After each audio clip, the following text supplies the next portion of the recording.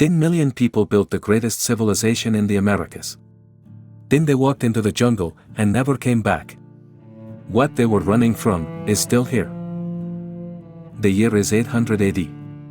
While Europe stumbles through the Dark Ages, the Maya are building paradise. Their cities stretch across what is now Guatemala, Mexico, Belize, and Honduras. Tikal alone houses 100,000 people. More than London would have for another 5 centuries.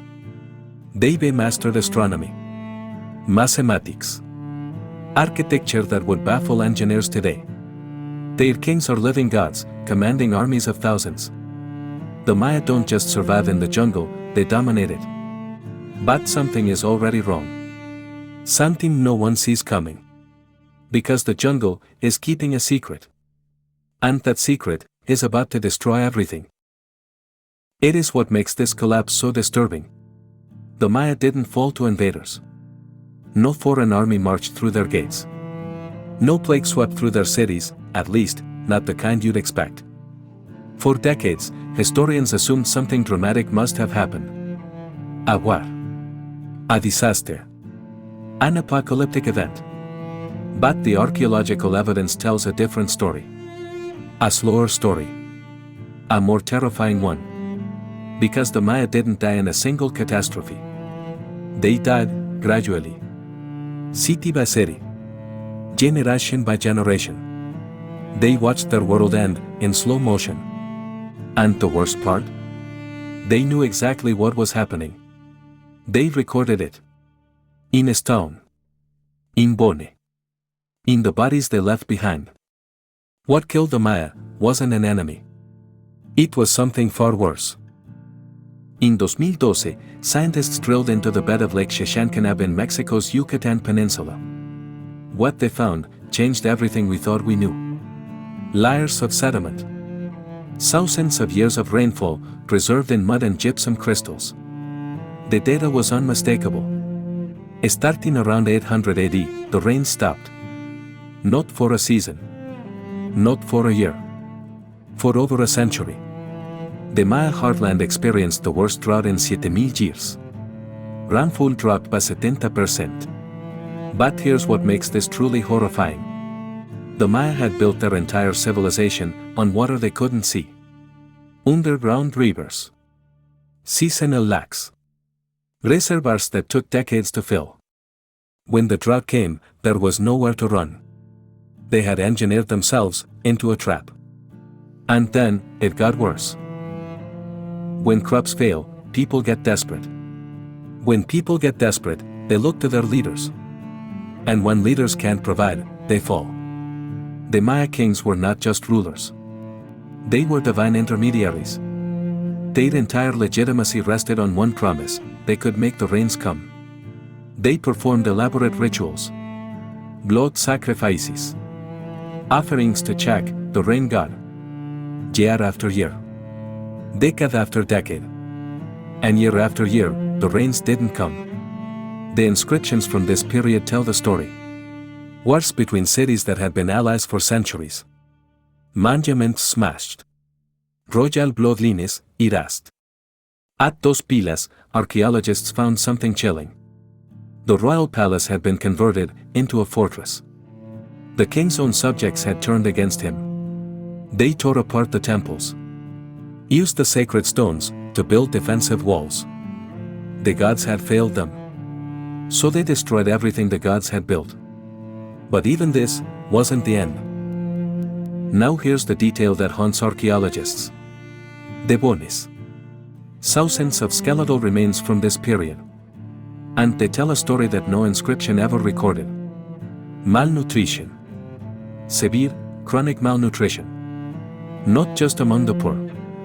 Among everyone. The elite. The priests. The warriors.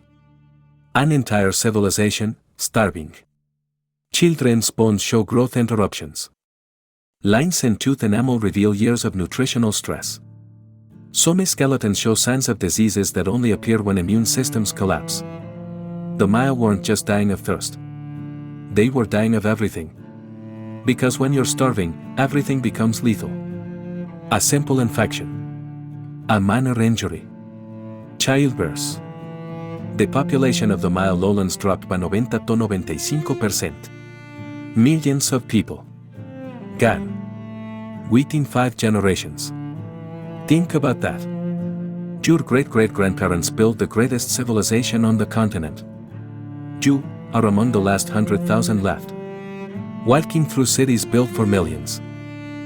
Past temples no one remembers how to read. This is how a civilization ends. But wait. Because this story has one more chapter. One that changes everything. The Maya didn't disappear.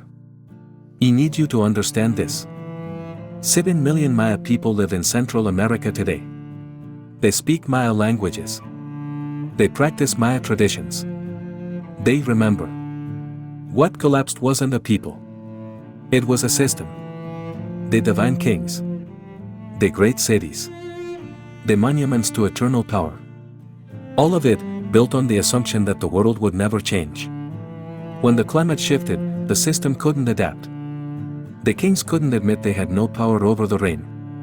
The cities couldn't relocate to better water sources. The entire civilization was locked into a way of life that only worked when everything was perfect.